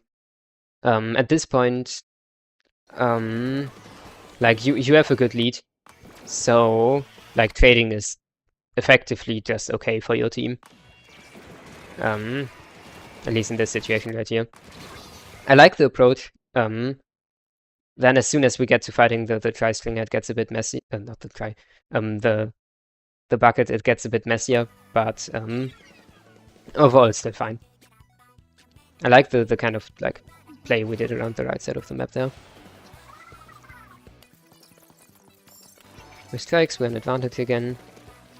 Kind of everyone abandons tower. That's unfortunate. Okay. I don't think we saw them, which is a bit unfortunate.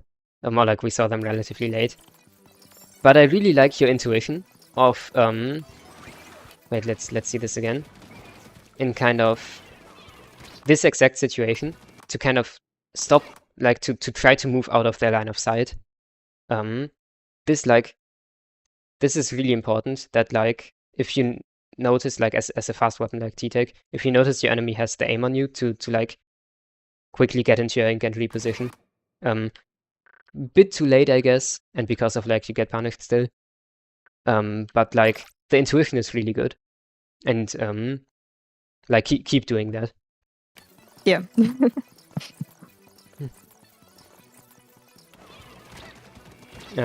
Yeah, I guess it's something we could have done a bit faster. Yeah, okay. We still have strikes because we died with cooler. Okay. We get a random pick of strikes, sure. Nice. Not really quite, close to yeah. getting the pick. But like, I like the idea. You were close to getting the pick there. Just real quick, I'm not sure if you know this. If you just jump in like hit form, like next to the tower, then you can still get the cooler if it's on top. So you won't actually have to climb the tower. If you like jump right here, then that works as well. And that's a bit safer than like trying to get on tower. Those strikes are very risky. You don't get punished for them, but it was really risky. Just because people could have shot back at you. This is an awkward situation. Yeah. They tried to do a really good job sharking you there. There's not really much that you could have done.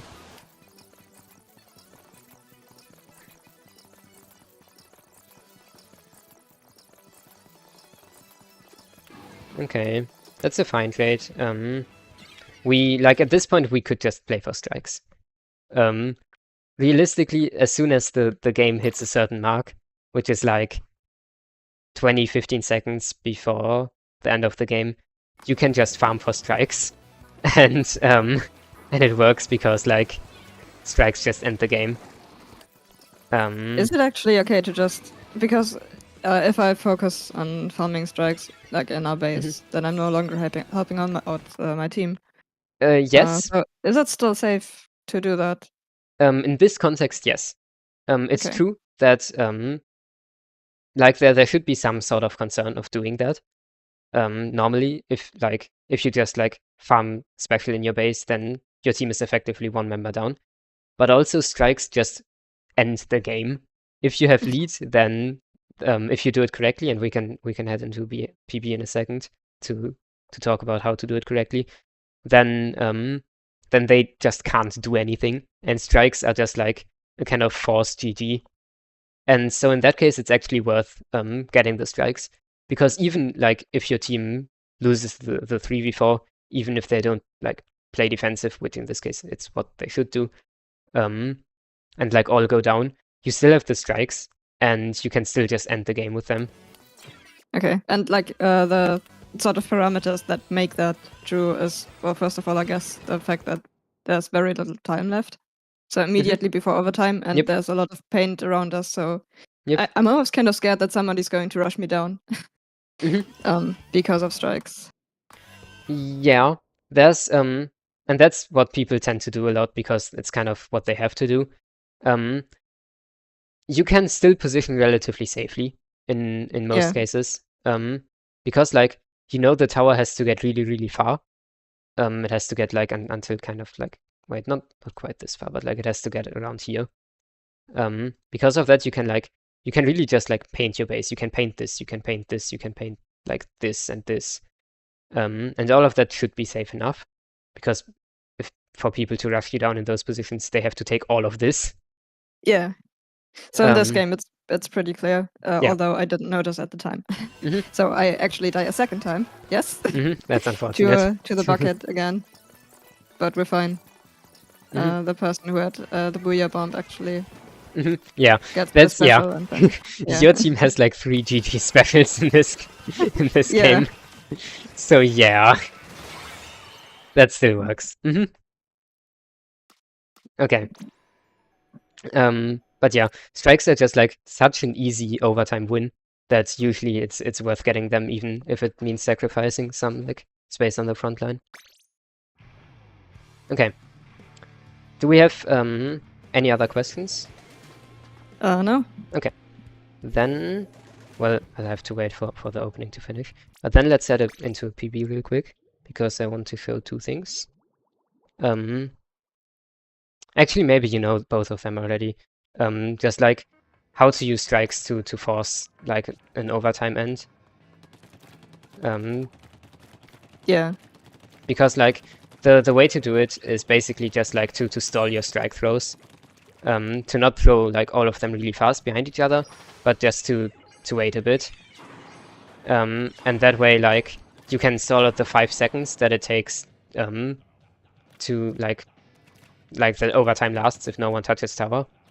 And like enemies can't get on those 5 seconds because like the strikes explode, and even if they try to get in tower to tower in the meantime, the strikes like the next strike explodes fast enough that like it just shreds them and they don't have enough time. Yeah. So that's how to do that. And for like picking up Kula on top of ledges, you kind of just have to jump. I'm not sure, maybe you have to full jump. That is like pressing down the B button for a bit longer. I don't think you have to. But like No, I think, yeah. yeah, but like just jumping under ledges will mean you can get it from pretty far. Because it's just like a radius, and then there's like a small bit of height requirement.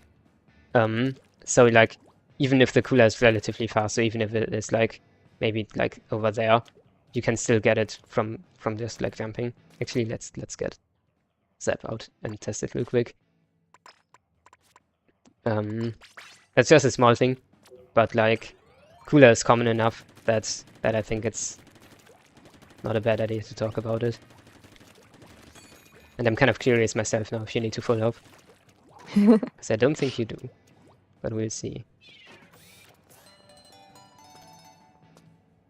Oh, it's a bit too far, Oh, you do man. actually. Wow. Oh, yeah. Yeah, it was just a bit too far. Yeah. I thought this would still reach, but I placed it like just a tiny bit too far. So I think a normal hop would be enough. Man, now I need to test it again. Give me 1 second to farm another special. I guess I can just put it on here.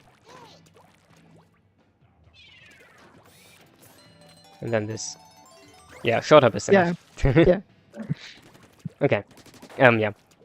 That just real quick. Okay. Let's do a quick recap. And I will do it on this lovely floor. I will paint it orange so we can see my pen better. Amazing. Okay. So advantageous fights, that's like the main thing we talked about. I think you spell it like this. Maybe you don't. But it gets the point across, that's the important thing. Yeah. So let's kind of do this in order of importance. I still think that paint is the most important one. Then second would be numbers advantage,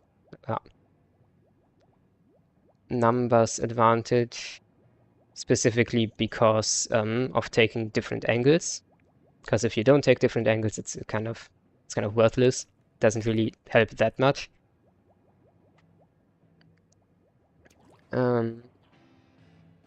Different angles. Then paint numbers advantage. I already forgot the third one. I'm very smart. So range. Range. Yeah, Yes. range was one. Range advantage. Then height was the one playing into that. Then surprise and sharking. Yep. Honestly, let's put surprise on number 3 because I think it's more.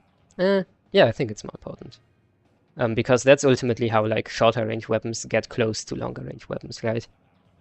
Yeah. Along with like playing around cover, which I guess kind of should count towards these points as well, but it's kind of part of like surprise and sharking. Then range, then specials. Again, in a competitive context, I'd rank specials a bit higher, but in solo queue, you can get away with a bit more things. Specials just give you a lot of opportunity to take good fights. So something like we saw with strikes, where if we strike a certain area, then we'll force the enemy to move. And because they're forced to move, because they kind of have to respect the strikes and maybe like either move back or move in front of it, that means that just taking a fight during that time is really strong. And then as a sixth smaller one, we had Ink Tank. This is Ink Tank applies less often.